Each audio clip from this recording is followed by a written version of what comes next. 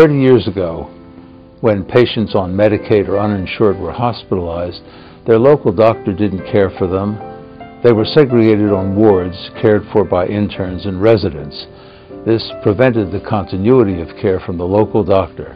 So when Urban Medical, Dr. Bob Master, came to see me and asked if they could hospitalize their patients but continue with their care as their doctors, this was fine with us because that was where Beth Israel Hospital, now BI Deaconess, were moving.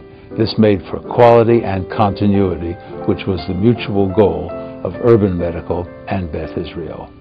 Striving toward social equity probably is the cornerstone of the founding mission of Urban Medical Group. All of the clinicians that founded the organization, either in their personal lives or certainly in their training, experienced firsthand the problems of inequality. Yes, I have no problem with her.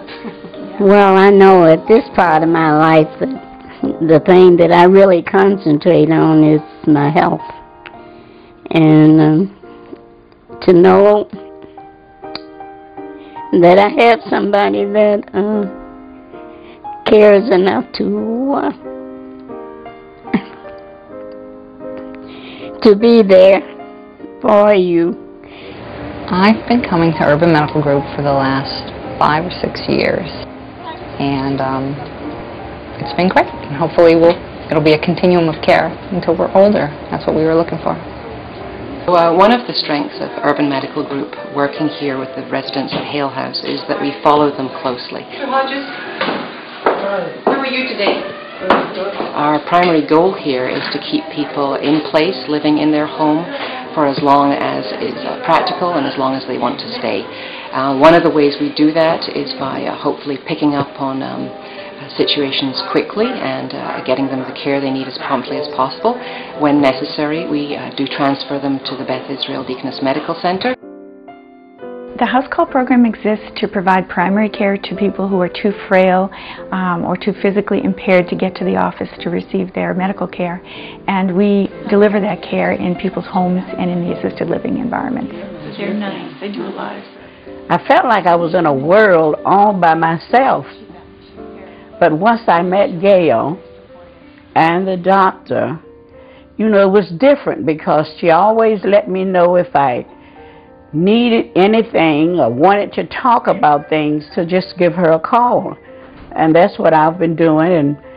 And Gail has been talking with my daughter concerning my diabetes and how to, you know, help me keep it stable. And it's been a wonderful change. This is one of the joys of my life, is having this kind of long-term primary relationship where we work together for the benefit of the patient and improving their condition and quality in life. Hello, Kate. Hi, Mrs. Breslau. How are you? I'm good, nice thank to see you. I can truly say that they're the best health care that he's ever had.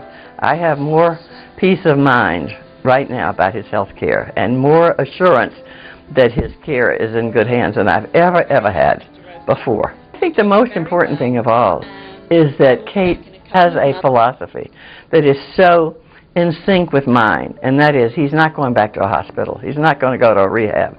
He's going to be cared for here. I can talk to Dr. Gengel about anything.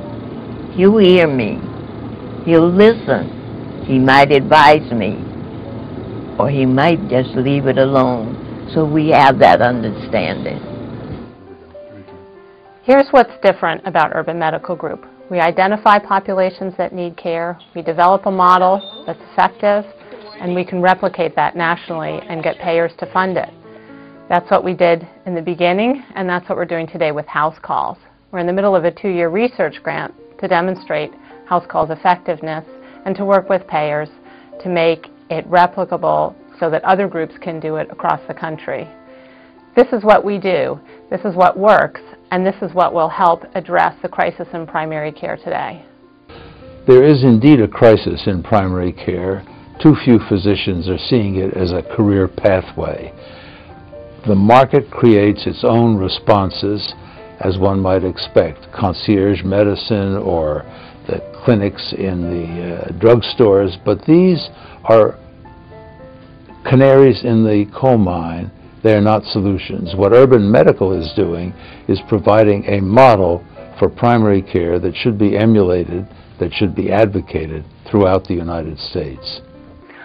I can meet the challenges of primary care by collaboration with my patients and urban medical teammates to address the needs of patients and control their chronic diseases in the community to the extent possible, avoiding unnecessary, unpleasant, and expensive emergency room visits and hospital stays.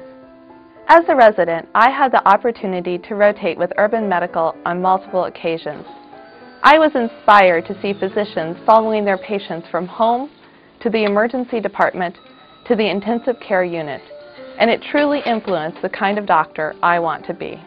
I can really practice medicine the way I really want it, to be compassionate with patients, to really work hard and see them getting better, to follow up them not only in the clinic but in the hospital, even if they end up in nursing home or assisted living, since we care and we cover all of them, many places.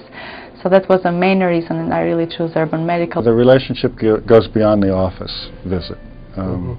When the urban medical doctors come onto the floors here, which they do often, to see their patients, they know the nurses, they know the PTs, they know everybody who's working in the hospital, and so they can work as a team to give the kind of care that's needed. Wonderful years to have the same doctor, one that I could trust in, one I could talk to, one that would understand me. I think now that I've been here, I would never settle for anything less, and for the rest of my life would, hopefully seek out such care. In the future, we will be expanding our house calls program. We plan to move our outpatient practice to new offices to better address the primary care needs of residents of Jamaica Plain and surrounding communities. And we plan to continue to be a place for dedicated clinicians to have a satisfying practice through teamwork and long-term relationships with their patients. I've been on the Urban Medical Board for over 10 years because I believe in what they do.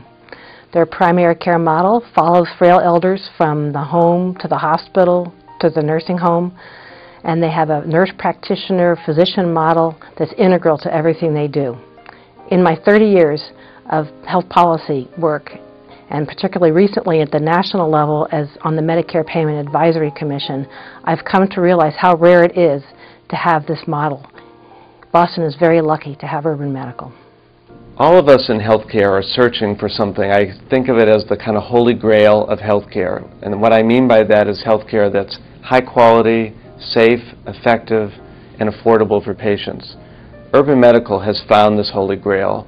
The kind of and style of care they provide, the primary care they offer their patients that centers on the individual, keeps the family involved, tries to keep people in their home whenever possible. That to me is the kind of lasting legacy of urban medical and has made it such an important service for so many people in our community, including members of my own family. So I'm pleased to thank and congratulate urban medical on this great anniversary.